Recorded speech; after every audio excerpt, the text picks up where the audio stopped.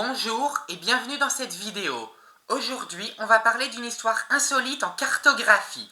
Alors vous allez voir un village imaginaire devenu réel, un procès pour plagiat et même un mensonge sur une carte routière, le tout dans le New York State de l'entre-deux-guerres.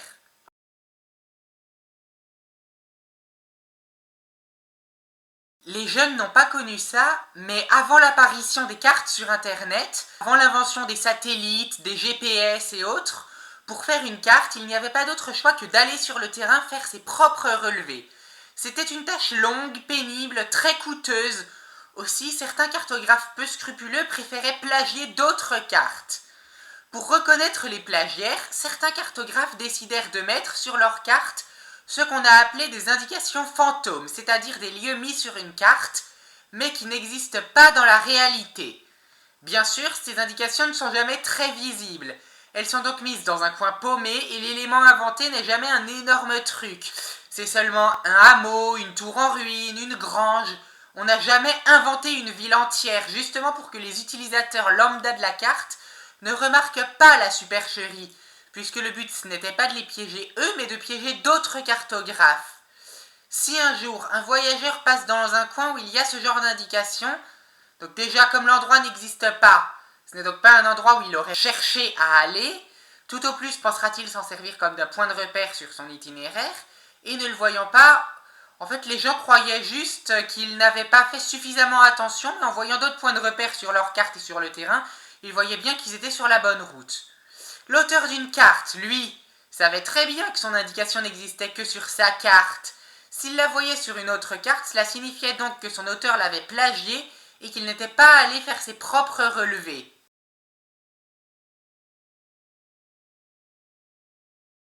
Nous sommes en 1930 et l'essor de la voiture aux États-Unis fait fleurir la demande de cartes routières.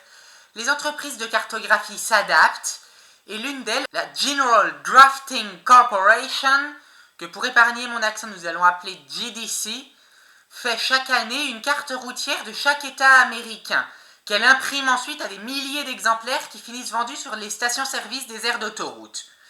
Sur l'édition 1930 de la carte de l'État de New York figure une de ces indications fantômes, consistant en un hameau nommé Agloe, en lieu et place d'un champ situé dans un coin perdu en plein dans les montagnes Catskill, un massif de moyenne montagne des contreforts des Appalaches.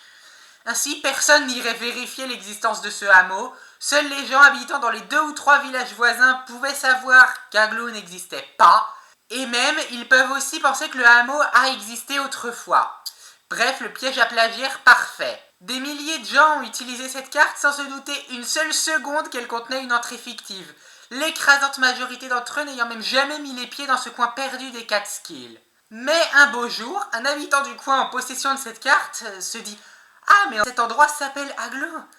Il décide d'ouvrir un magasin qu'il nomme donc Agloe General Store en pensant qu'il s'agit réellement du nom du lieu.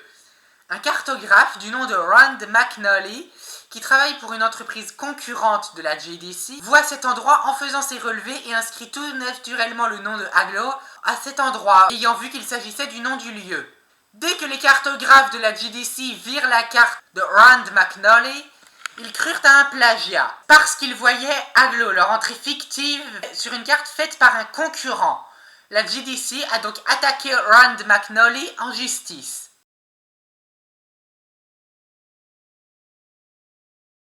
Un procès eut lieu dans un tribunal de New York. Au cours du procès, où la JDC accusait son concurrent de lui avoir plagié sa carte, celui-ci affirmait, quoi qu'on lui dise, d'avoir fait ses propres relevés et avoir constaté l'existence du lieu-dit Agloe où se trouvait le magasin en question, déclarant même avoir obtenu le nom de ce hameau de la part de l'administration du comté, qui peut être un équivalent de la préfecture aux États-Unis. Le PDG de la JDC ne le croyait pas. Des vérifications eurent lieu, les cartographes et les juges constatèrent l'existence du lieu-dit Agloe. Le village fictif, censé être un piège à plagiaire, était devenu réel, le lieu ayant pris ce nom à cause de la carte. Le tribunal a statué, déclarant que, selon la jurisprudence américaine, les faits ne sont pas soumis aux droits d'auteur comme le sont les œuvres de fiction. Ainsi, Rand McNally gagna le procès et le nom fut officialisé. le village d'Aglow, initialement inventé par un cartographe, était officiellement devenu réel. En modifiant la carte, les cartographes ont donc modifié le territoire qu'elle représentait.